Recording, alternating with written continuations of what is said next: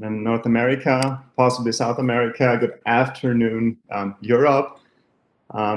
Good night if a few folks are joining us from the Asia Pacific area. My name is Rupert Mayer. I'm very happy to welcome you to today's webinar on transforming corporate IT operations to drive competitive advantage. Some of you may know me as the founder of ITfolio, and today I'm a member of the product leadership team here at Clarivate. The usual few housekeeping items before we begin. This webinar will be recorded and we will make it available on demand on the Clarivate website. After the session, you will receive an email with a link to the broadcast. And legal disclaimer, please note that the content is for informational purposes only and should not be used as a substitute for legal advice. If you have any questions during the session, please do not hesitate to post them in the Q&A or the chat part of the WebEx window at any time during the session. We will be collecting the questions and answering them after we have wrapped up our conversation. We expect to have plenty of time to address questions. We are planning to speak for about half an hour, then spend 15 minutes on audience questions, and then wrap it up in around 45 minutes. So yes, introducing my panel, I am very lucky to be joined by two IP operations leaders with whom I have had the pleasure to work with for a number of years now. Please welcome Carrie Sindler, General Counsel for IP Operations at Honeywell, and Vesper Hubbard, Legal Operations Lead at X, the Moonshot Factory, formerly Google X, an Alphabet company. So without further ado, I'll turn it over to the two of you. Maybe Vesper, do you want to start with a brief introduction of yourself and also of the legal operation that you are managing at X? Yeah, thank you, Rupert. It's a pleasure to be here this morning. I am Vesper Hubbard. I am the legal operations lead at X, which is an Alphabet company. X has a mission to create radical new technologies to solve some of the world's hardest problems. We have a number of amazing technological projects that are going on, and with the project that we create, we have also the aim of spinning those projects out into possible new business entities for the Alphabet company. I'm currently the solo member of a very lean legal operations team at X. Overall, I support operations for about 18 attorneys, 4 of which are in IP and 2 others who are extended legal team members in a separate Alphabet business. In addition to managing IP operations, I manage our team's financial and digital resources and assist with managing operations and legal projects across the corporate and commercial practice areas. Prior to coming to X, my career was primarily patent focused. So I started off as an examiner in the life sciences and then transitioned to supporting patent prosecution at several law firms, including Cooley in San Francisco. And then prior to joining X, I was a legal operations associate on the Google patent team. Thank you, Vesper. That sounds like a broad remit and a full plate as a solo legal operation for such a diverse portfolio. So yeah, thank you. And let's turn it over to Carrie to tell us a little bit about her role and background and remit at Honeywell. Thank you for having me on today's call, Rupert. I'm happy to showcase what we've done at Honeywell over the last 5 years to drive effective IP portfolio management, which has made Honeywell more efficient and has saved us money. A little background on me, like Rupert said, my name is Carrie Sindler. I've been practicing IP law for over 20 years, and I've been at Honeywell for almost 15. For the first 10 years at Honeywell, I was an IP business attorney supporting our performance materials division. For the last 5 years, I've been in corporate, primarily focused on IP operations, where I lead a team of 7 paralegals who manage Honeywell's over 35,000 active patent assets. Honeywell has 6 business divisions with about 55 paralegal analysts and attorneys and over 70 searchers. So a little bit bigger of a group than Vesper. Excellent. Thank you very much. And yeah, I think it's great to have this spectrum, because I'm sure in the audience, we also have the full spectrum between solo legal operations, or perhaps not even a dedicated legal operations role, perhaps solo, wearing multiple hats, attorney, IP manager, and legal operations, all the way to probably representatives of very large companies with very mature operations and generally IP departments. So it's great to see, yes, the full spectrum here represented between the startup factory or Moonshot Factory that X is, and the mature industrial company that Honeywell is. So thank you again, both, for joining us today. And let's jump right in. So yes, let's talk a little bit about the challenges that you are facing, the problems that you are trying to solve. And maybe, Vesper, you want to take a stab at outlining what keeps you busy, or what drives your goals and your daily work. Yeah, not just at X, but across the board, today's corporate IP teams, I think, have a number of challenges to solve for, with designing and implementing, a strong IP strategy for their groups. I mean, they're looking for ways. We're all looking for ways to protect innovation and then manage that IP and comply with local laws, for companies such as ours with complex multinational corporate structures. For example, there are multiple businesses that spin out from a project at X, and then there are many IP transactions that we have to carefully manage. So, we're dealing with that kind of complexity and those, very layered approach to, IP prosecution and strategy and protection. And then we also, need to rely on really strong IP data that is easy to obtain and understand, to create the narratives that are needed to help inform business decisions. In terms of like what projects would come in, what we do with those projects, when are they at a good point to, what we call graduate or spin out into their own business, and, how do we manage those transactions? And also like other types of divestitures or acquisitions that may be going on. And we also need to rely on good IP data to evaluate whether or not our IP strategies are working. So there's a diverse layer of complexities and demands that our team and others are working with, and trying to meet those demands can be challenging, but with a good strategy and good tools, anything is possible. Okay. Thank you. Yes, this all sounds exciting, and certainly more complexity than the typical serendipitous prosecution, basically, that I think the traditional paradigm of running a patent operation was often waiting for invention disclosures, making it so reasonably easy for inventors to submit those, and then taking them through the process and delivering granted patents. Similar on the trademark side, of course, somewhat different process, different drivers. But I think today's world, yours might be especially complex and unique, but I think we see that everywhere across companies, small and large, that there's more complexity today, bigger decisions to make, and not just the same every day, more or less. So Carrie, a little bit of background on your challenges that you see as Honeywell, that you're solving for.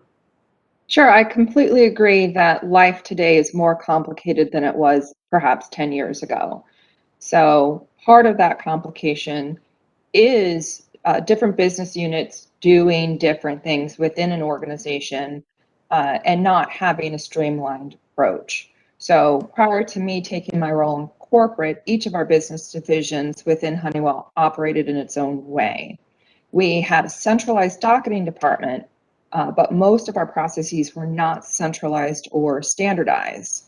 So when I took my role 5 years ago, I advocated for a new lifecycle IP management system to replace our simple docketing system.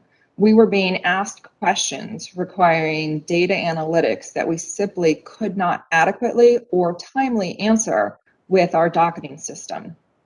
We needed a nimble system that could evolve with us and our company challenges and help us implement corporate policies from what we created in 2018, a center of excellence. So we went live with our new system, IPfolio, in Q3 of 2017 and have been really running corporate policies and programs from that centralized database. And it's allowed us to just become more efficient as a legal team and be able to ask those questions that come down from our CEO. And we can usually respond in a week, as opposed to it almost took a year to do one of the questions that we were asked many years ago, because we simply couldn't get the data out of the system as we needed to. So if we want to jump into the next slide, for us, takes us right into the technology discussion. Let's just jump right in. So for us, technology plays a critical role in meeting today's challenges and helping us work more efficiently. As I mentioned, we took a decentralized IP department, evaluated our tools and partners, made changes where required, and started to build that centralized system with processes that flowed to the businesses. Through our Center of Excellence, we drive functional transformation and key initiatives. We streamline processes and provide trainings. We look for continuous improvement opportunities and ways to drive efficiencies. With all of this said, we could not have been able to do this without having the right partners, tools, and systems. Getting the right technology and partners was critical to the maturation of our department. We needed an IP management system that could help us manage high volumes of data with those 35,000 active patent assets, and allowed us to easily make our own custom reports, which I'll talk about a little bit later. And that's incredibly powerful and allows us to do so much more. And we also can do bulk updates from the back end to help with our data integrity and just keep things clean in the system.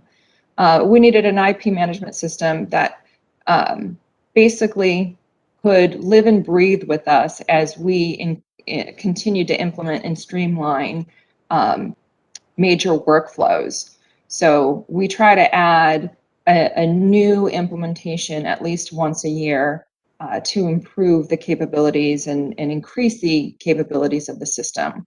So last year we implemented functionality to pay global inventor awards by a single focal, rather than what the system was before, which was having all of our paralegals within each division coordinate payments with the local HR and payroll.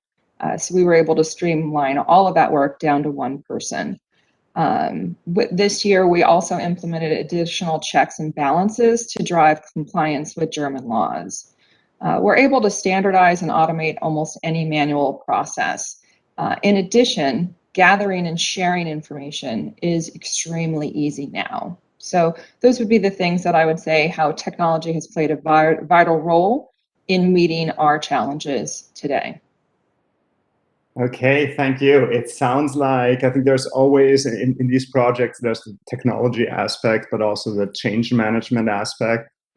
And it sounds like a lot of change, where you probably also had to get the buy-in from these business stakeholders who were used to doing things their way. But maybe let's get into that a little bit later when we talk about, okay, how do you go about these big change projects?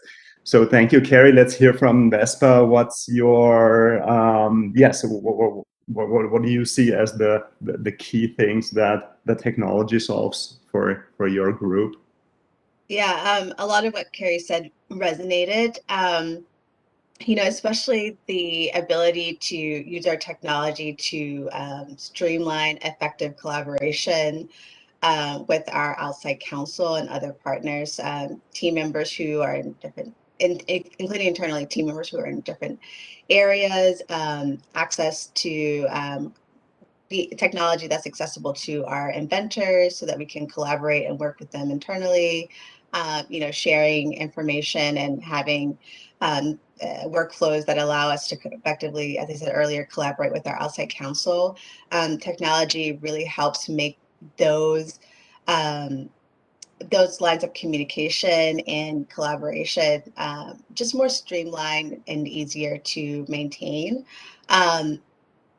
I really appreciate the role that technology has in helping us run internal processes more efficiently. So Carrie mentioned patent awards and compliance with German laws, particularly for me that focus on remuneration laws that are required in Germany and other jurisdictions like China and Japan, and increasingly more countries are implementing their own remuneration laws around employee inventions. And so good technology can help us when we devise those policies in our organization, execute a smooth process to comply with those requirements and those kinds of programs with one person like myself.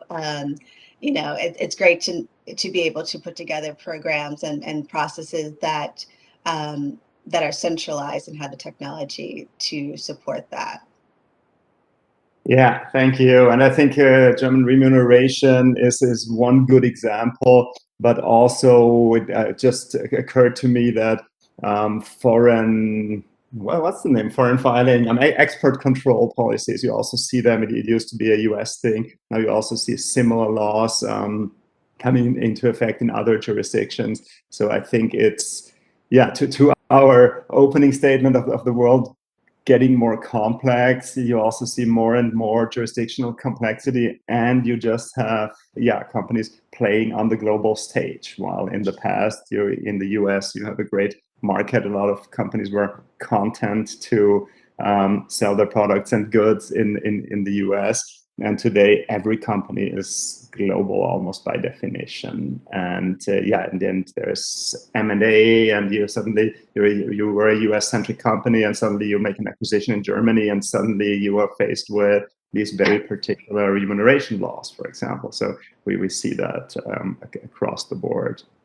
Yeah. Used to be a big company problem, and is more and more becoming a company of almost all sizes problem. Yeah, and we see that within Honeywell. So when one of the business divisions that maybe never had a site in Germany does an M&A and gets a site in Germany, it's nice because we already have a lot of our policies and procedures built into IPfolio. So we have training on that topic specifically, and then they just have to follow what comes to them that we've baked into the system. So a little bit of a conversation, but the infrastructure's there for them to hit the ground running with good compliance measures. Yeah, excellent. So I think a common theme, a common thread that I'm hearing here is something that aligns very well with our vision of the evolution of this IP management software that we've been talking about. In the old days, it was basically a docketing system. It was a system to assist with administrative tasks and legal compliance, not missing due dates, paying the right fees, filing the right forms. And this product category evolved to be a more holistic IP management system over the past decade or two, where you also do management reporting and decision making. And today it has become more of a central place, a collaboration tool, a decision-making tool, a management information system. And also it's becoming more and more data-driven. It's becoming more and more connected to the world, to data feeds like private pair, to search and analytics tools like your trademark search and watch. So that's, I think everything that you've spoken about in the last 5 minutes points us in that direction, from an isolated system to manage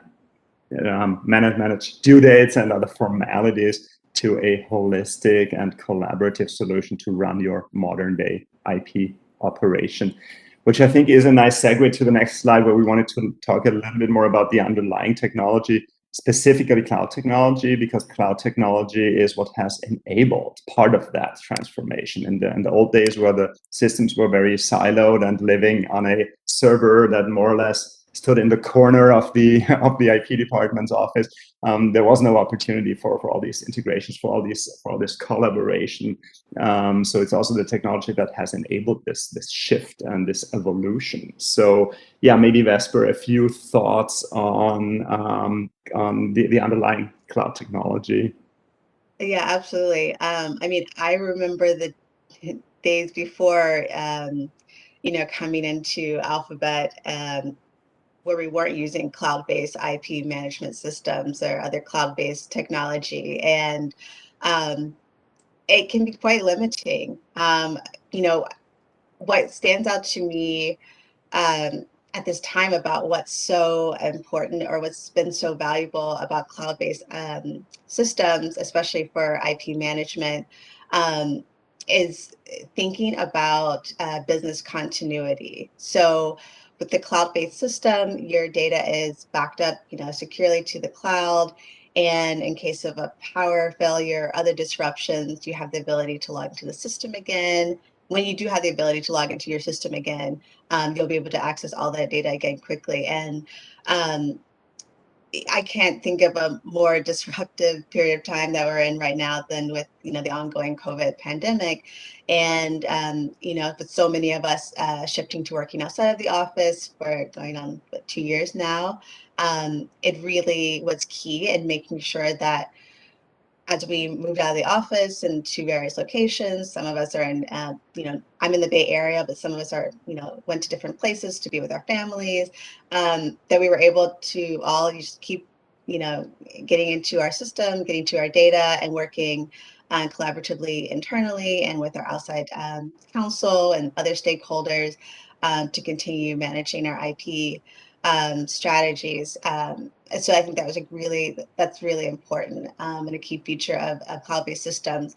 Another feature that I find really important, is the ability to be flexible with developing workflows and adjusting those workflows in the system. The ability to give various team members access to the system and the data, including external parties, because you can easily configure the security settings to allow folks to access the data and workflows and to do certain things in the system according to their role. So what an internal counsel needs to do in the system is different from outside counsel, and you can give both access to the system and configure appropriately the security settings so that no one's accidentally deleting something outside that they're not supposed to, or one's counsel is not seeing the portfolio being managed by another counsel. So those things are really easy. I mean, super easy to do. I mean, with the click of a button, I can add someone new to the system, which is amazing. And then the other thing is the cloud system, or being in the having your data in the cloud, you can expand the amount of space that you need, so that as your business grows and your IP portfolio grows and you have more data to maintain, it's easy to scale your system with the business. So I think there's a lot of value to a cloud-based system. Like I said before, I remember working in IP management systems that we're not cloud-based, and so you were tethered to the office or to a certain location, which didn't allow for a lot of flexibility. And you also had to have dedicated IT resources as well to maintain those systems. So that's another thing I want to mention with the cloud-based system. When you need to make upgrades or customizations to the system, you can tap your, the vendor provider to make those updates and customization to the system for you if needed from anywhere in the world. So I think that's another key feature of flexibility with cloud-based systems. Oh, excellent. I love how you almost you started with business continuity and you almost turned a traditional argument against cloud on its head, because I think in the early days of cloud, the key objection was from traditional IT departments. Well, how can we ensure business continuity when we outsource something as fundamental as hosting our IT applications to someone who is out there in the cloud where we don't have control. So it was a little bit of maybe a sense or almost an illusion of control. As long as you manage things tightly behind your firewall, you are in control. But the truth is today that cloud systems and the big cloud providers that most companies are using, like AWS, Salesforce, of course, Google as well, they have become so mature, and they have security standards, and they have uptime rates that even the most sophisticated and largest in-house IT departments can't really dream of. So it's certainly been a fantastic journey over the past 10 or almost 20 years now to see this evolution from the traditional behind the firewall paradigm to the more open, connected, and collaborative cloud paradigm. And yeah, maybe that's a question to Carrie. I mean, Google or Alphabet was probably one of the drivers of this cloud revolution. So it's not surprising that an Alphabet company fully embraces the cloud. Honeywell, having been around as a company for many more decades, and I'm sure they had a traditional IT department that was managing a lot of servers in-house. How did you run into objections? Did you have to fight for a cloud solution, or was your IT group also accommodating to that shift? Yeah, they had a goal of getting rid of on-prem solutions because they wanted to shut down servers. So for me, back in 2017, it was just a nice synergy between IT's goals and my goals, because having the cloud-based system increased the capabilities and the potential of how we could use the system. So that was not an issue for us at all. And of course, we had to do our security checks, and the security team evaluated the product, and that was not my job, it was somebody else's job. So you guys got the stamp of approval, so it really wasn't a problem. So when we take on these types of major shifts, we have a whole team of people within Honeywell evaluating products before we launch them. So it's just checking the boxes and moving forward. So I just wanted to expand a little bit on one of the things I think I've appreciated the most about the cloud-based system is how it allows our outside counsels and other key partners into the system. So with an on-prem solution, there was no way for us to do that. We tried over the years, and we just couldn't make it work with our IT and security. All that went away when we implemented this cloud-based solution.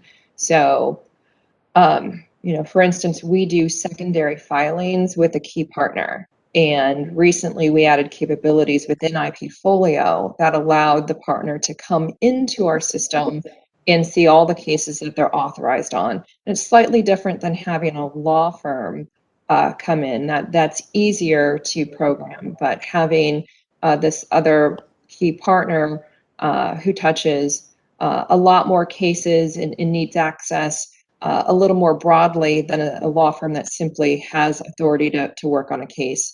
And then we customize fields so we can communicate with that particular partner and they can run reports. So it just allowed us to streamline a pretty significant piece of our prosecution and cut out a lot of those emails and chatter back and forth. So if they need any information about the inventors or the title of the application and what have you, they simply can go into the system, pull that data, and move forward with their pieces of the process.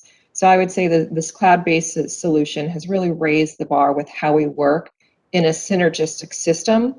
And so that's, I think, a real positive for us that we appreciate, and we continue to leverage that capability every year as we customize and add new enhancements. Mm-hmm.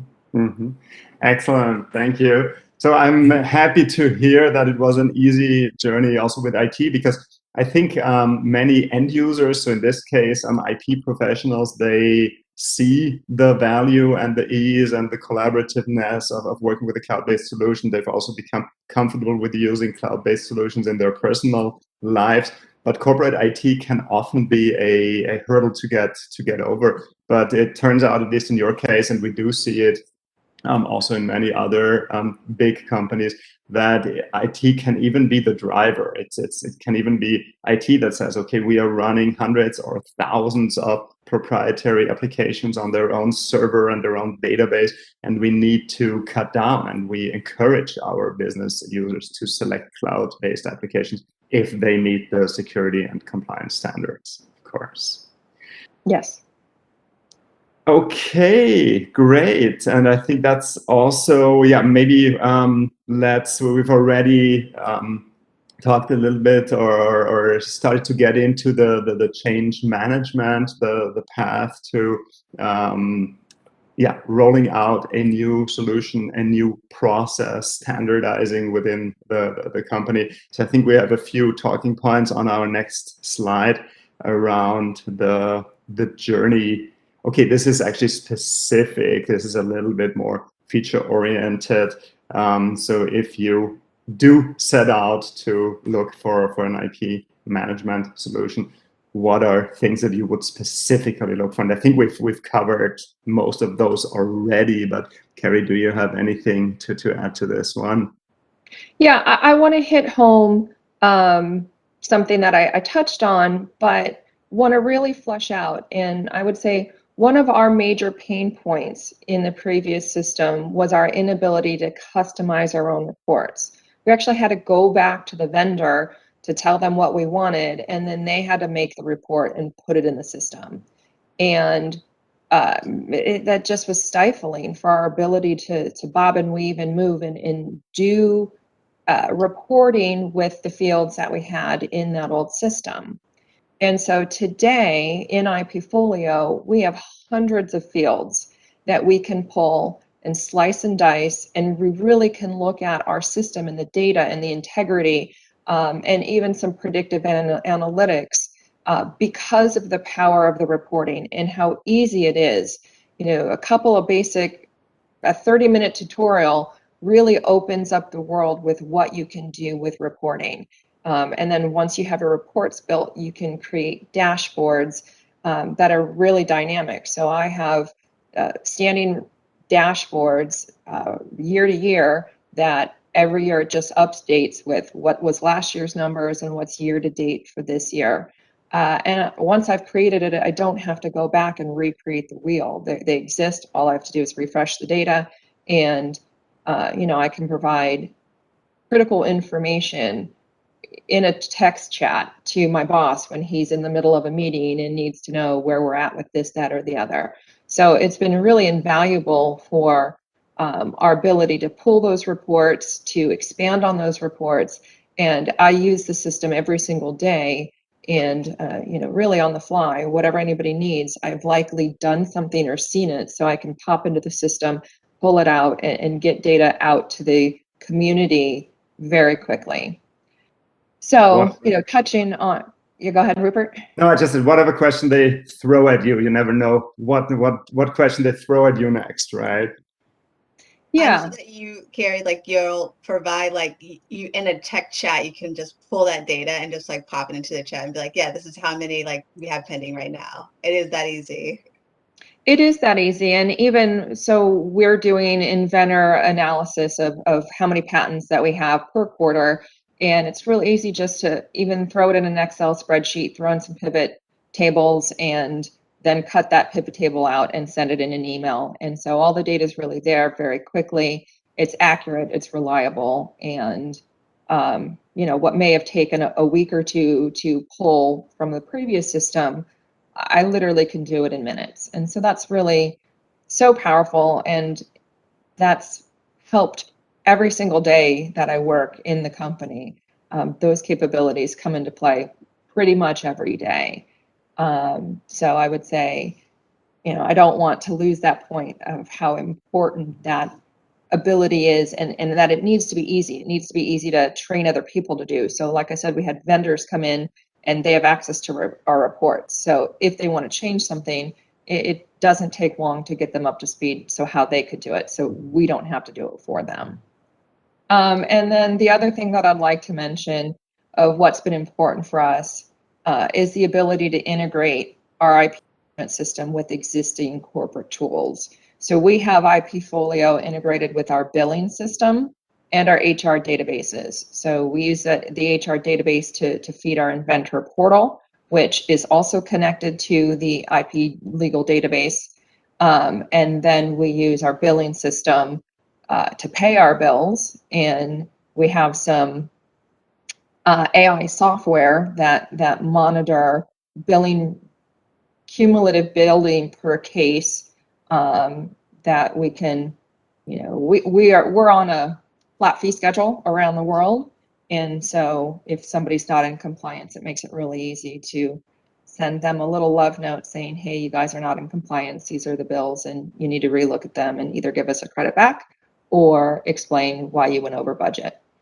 And so that's been a nice feature. And then we also have the IPfolio push data to our annuity payment provider. And that was one of the first integrations we did. And as you can imagine, paying our annuities is pretty important. And there's never been a misstep with that. And that's been fantastic.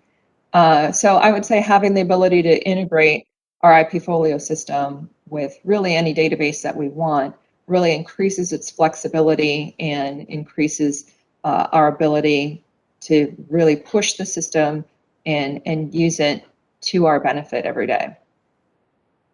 Excellent, thank you. So yeah, clearly the highlights around reporting, analytics, and integration, you could boil it down to getting data in and getting data out of the system. Vesper, what are your highlights or your key things that you would to recommend people to look for, or that you find most useful? I would echo everything that Carrie just mentioned, and I'll also add that in addition to the integrations, it's also quite easy to import data into the system where you may not want to have certain integrations. So we have to maintain inventor data in this system for, for filings and for awards and remuneration. So it's our preference not to integrate with, like, say, our HR systems, but I can get a report from our HR team and upload, import that data into the system very easily. So that also, for that more manual workflow, doing so is quite easy. So I really appreciate that. And all of these things that, we were looking for, feed right into the process when we had been, evaluating our IP management system. And I think, our considerations for other groups as they, evaluate and choose the best IP management system for their organization, which I think leads us to our next slide. Yes, I think we do have a few bullets around the actual evaluation process. How do you go about it? Yeah, the top thing to do, of course, is, talk to your stakeholders. And so this is internally, it's your team, the attorneys, the ops folks, the administrators, IT teams, business leaders, perhaps, depending on what kind of organization you're in.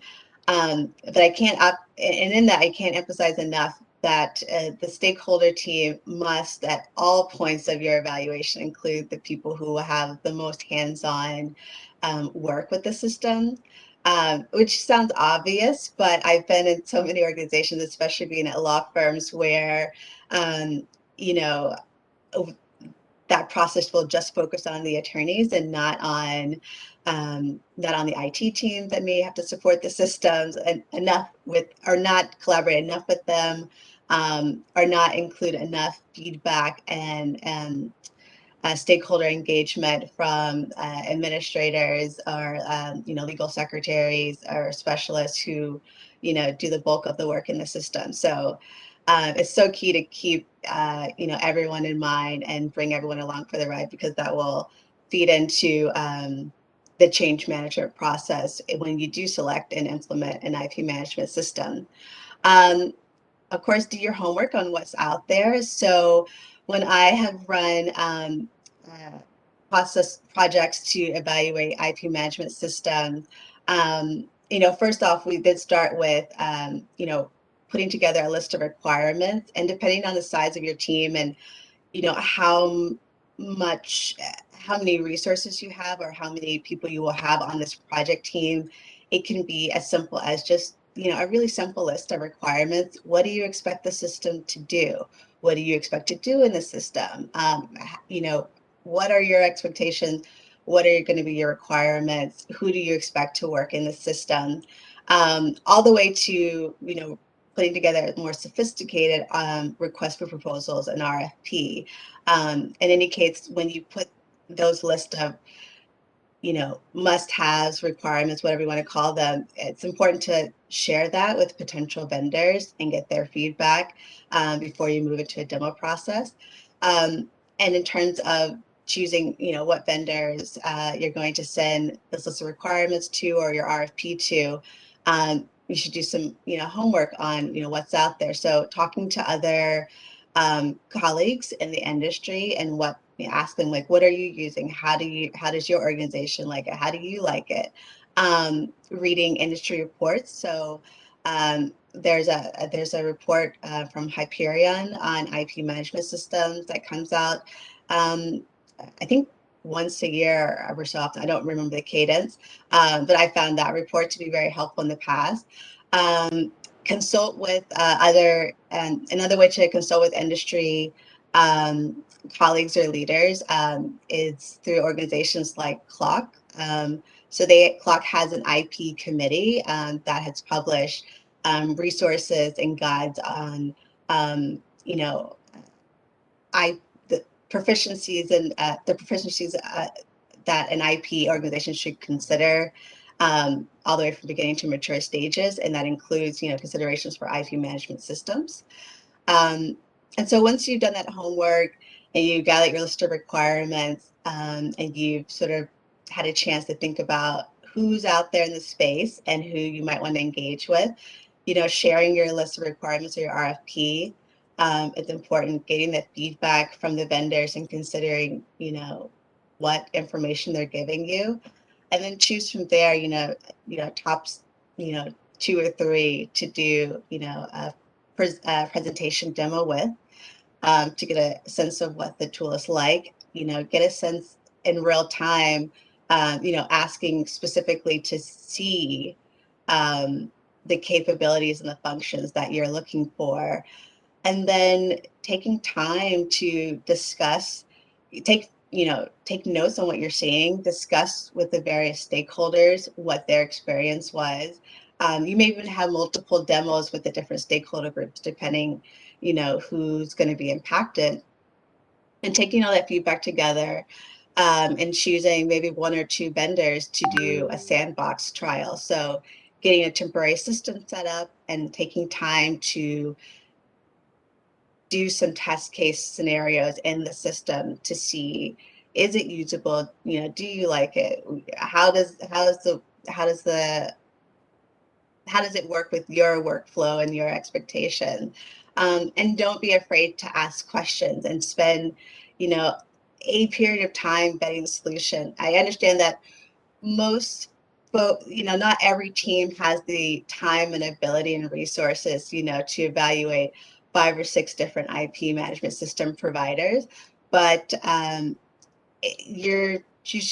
would encourage folks, and this is my philosophy and how I run these projects, think about this as a potential multi-year partnership, and you want to evaluate a solution, an IP management system as a solution that you'll have for many years, and that you want to look for not only a system, a product, but also a vendor or provider team that you feel like can evolve and grow with your business as the business expands and your IP operations grow and become possibly more complex.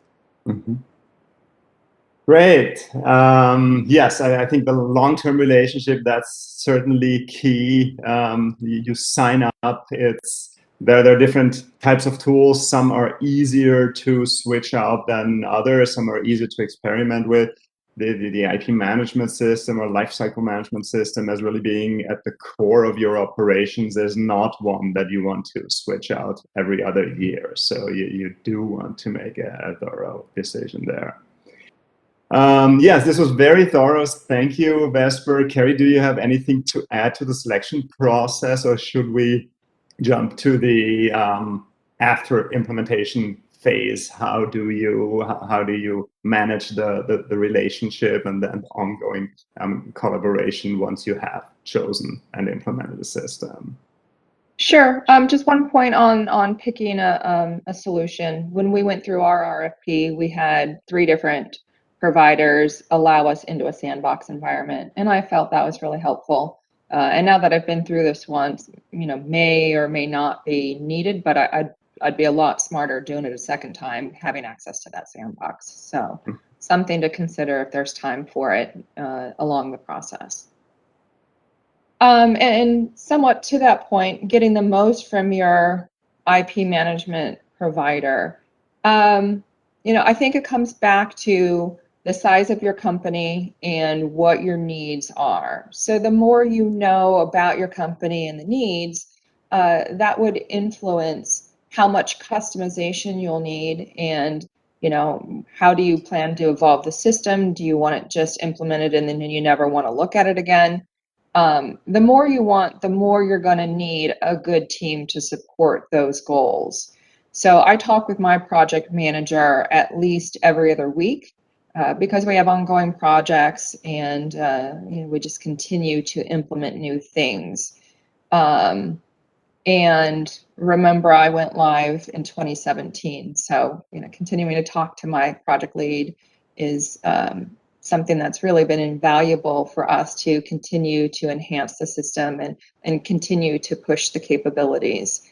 But there's also just online support. So if one of the people within our division is having issues with something, they can send an email to support, and support responds usually that same day.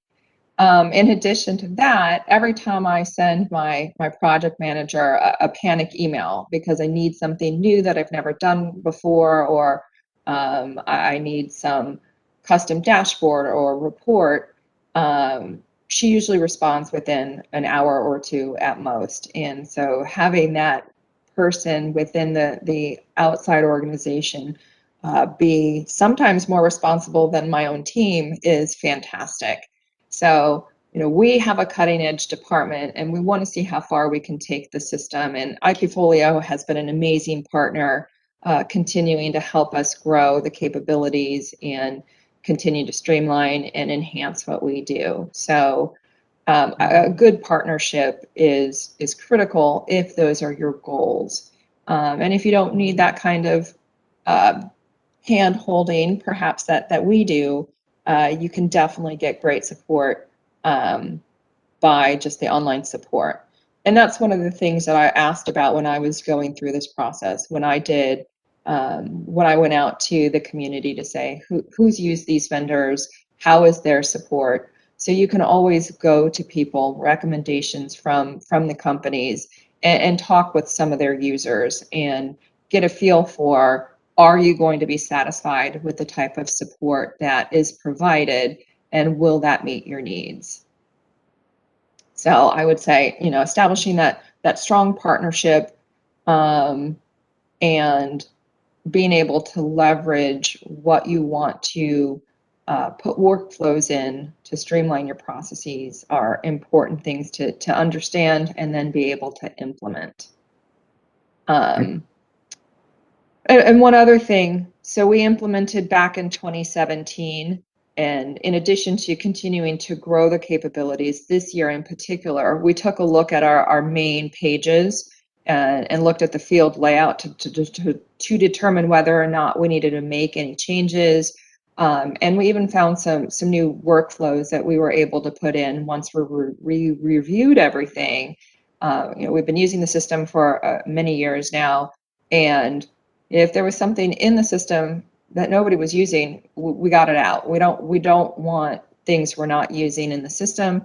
And we also actually, because of Brexit, used this year as an opportunity to review how we handle those Brexit-related cases, and we implemented some new design flow for design cases. So, we use the change of times to take a look at what we have in the system that would respond to those changes, and we pivot or enhance as needed. And again, working with a fantastic partner who can respond to these changes for us really quickly is a wonderful thing to have. Thank you. I'm happy to echo that compliment of working with a fantastic partner. And yes, I think you made a really important point of the whole environment is dynamic. The legal environment changes. Brexit is an example. The regulatory environment changes, but also the company changes. The business changes through M&A, through I think especially in a diverse company like Honeywell, things are being divested and other areas are being invested in. So you just have this constant change. And yes, I also like the point of weeding out from time to time. So you have a ton of flexibility in many cloud-based systems like IPfolio to add your custom field when you need something to support a specific business process. But then these might also accumulate. You might get some clutter over the course of time. So from time to time, you want to review and streamline your configuration and think about, are we still using that field? Is anyone looking at it, maintaining it, and or reporting on it? Do we have workflows driving of it? And if not, you might as well archive it. So yes, constant change, constant work on the process, constant fine-tuning, constant opportunity to improve. Yes, I think we are far beyond my initial estimation of being through with our chat in half an hour, but it's been such a pleasure to chat with you and riffing on each other. So Vesper, any final remarks from you on this particular topic on the, once you are in the partnership with the vendor, what to look out for? Yeah, I think one of the most important points, and Carrie mentioned this, is having a strong partnership with your service provider, so that you are getting the support that you need, especially in terms of like how you maintain the system. That technical support is key, depending on who internally you have to work on that system. For myself, we don't have like a particular Salesforce or cloud IT team, so I rely heavily on the technical support team at IPfolio as the support, but also as partners as we think through different projects where, for instance, we had a project end, and so we had to shut down their instance of IPfolio, and we had to think about, what do we do with that data? How do we shut down that system? Are we going to move data from, one system into another system to store? And so that kind of partnership is really key for like those highly technical, those complex data projects, I should say. Another point is also how support with training and onboarding. So, having support for onboarding new users is good, but also, thinking about the unique case of X, where we have businesses spinning out and they'll set up their own IP management system, having strong customer and technical support to set up those new systems, but also if that company hires, legal operations leads or managers who are not familiar with, say, IPfolio, if that's, the system that the new business chooses to use, having, strong training and support for getting, the new users who have never used the system before at all, and who are also going through this, implementation process for the first time, is really key for success. And so we found that that's been really successful for at X, working with IPfolio. Okay, thank you very much. It leaves us 5 minutes for questions, and I see an acceleration of questions coming in as we are nearing the end. Yeah, so maybe I'll pick a few, very quick, easy to answer. Will there be a recording of this available? Yes. Another easy to answer one specific to IPfolio that I could take quickly is, does IPfolio have an internal docketing system?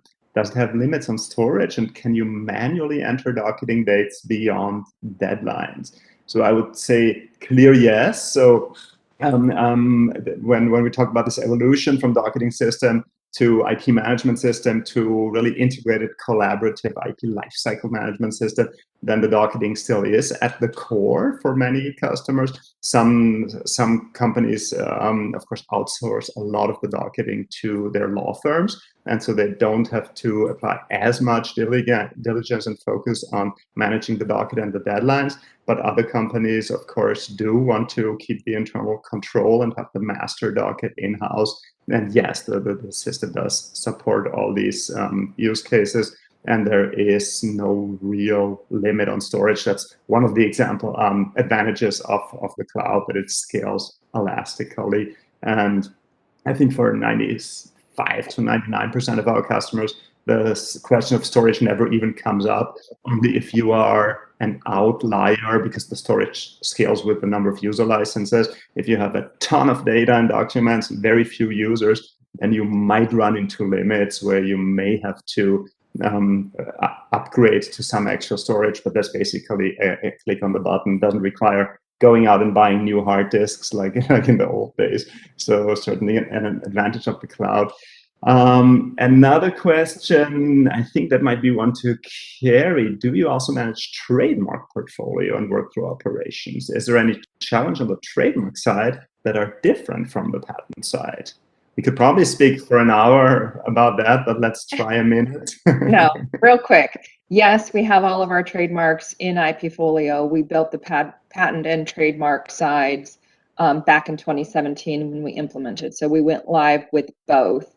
And I would say the trademark side is easier. There are less workflows to manage. So my counterpart on the trademark side really hasn't made many changes since 2017 and has been running things very smoothly since 2017.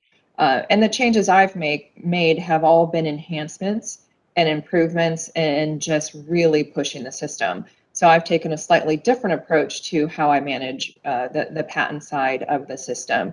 With that said, I'm working with trademark this year to basically what I did on the patent side and reviewing the layouts of everything and seeing if they need to make any changes and customizing things a little bit more now that they've been in the system so much. But all of that's kind of just some basic housekeeping, I would say. And so they've been very pleased with the system as it runs. Thank you. And I think it's quite, speaking a little bit from our broader experience, it's a little bit industry specific. So I think both Honeywell and X are at their core technology companies. So the patents do play the somewhat bigger role than the trademarks. But of course, we have consumer goods or pharma customers where the trademarks are also of key importance, and who have trademarks in 200 plus jurisdictions, so more than some of us might think there even are jurisdictions. I was surprised. I thought that there's around 200 countries in the world, but there's actually 240-ish trademark jurisdictions that you can file it. So certainly, yes. Also, and to me, patents and trademarks, yes, they have their nuances, of course. A brand name submission and decision and clearing process is different from an invention submission and decision and evaluation and search process, but they do have a lot of commonalities. They are fundamentally, I would say, analogous to each other. So we try to walk that line between, we certainly see the similarities between patent and trademark management processes, but also we see the nuances and specifics of each process. And we try to support these to the best we can in the systems and in the processes that we set up with our customers. Yes, hard to pick. There's a few more questions that come in. One that jumps into my eye that I would love to speak about because it's something that we are working on very, very actively. Do you provide text recognition, AI supported, for recognition of incoming documents so that tasks can be created automatically? And data like registration date and etc. can be automatically entered. And that, yes, has been a passion and a vision of mine to get to that for a number of years. And we are now, and that's for us as IPfolio, used to be a small company, now part of the powerhouse that Clarivate is an amazing opportunity to have access to much more technology and resources. So we are actively working on that. That's basically auto docketing. We already provide all the docketing for jurisdictions like the US, where the Patent Office does us the favor to send every document nicely coded through private pair, so we know what it is and what action we have to trigger. It's harder for other jurisdictions where we have to do, as the question suggests, form recognition, or even harder in emails that are unstructured, emails from outside counsel, foreign agents that tell you about fees to pay, deadlines to observe, and extract that content in a smart way and automate the docketing process to the extent possible. Yes, that's one of our key project that we're working on, and we'll see the outcomes of that in the course of next year. So yeah, I would love to have more time. The hour went by really quickly. Thank you very, very much, Carrie and Vesper. Great to chat with you. Great to work with you. Look forward to many more years of productive partnership. Thank you for being great partners, and thank you for taking the time to join us today. Thank you to the audience for staying with us to the extent you have, and have a great day or evening. Thank you.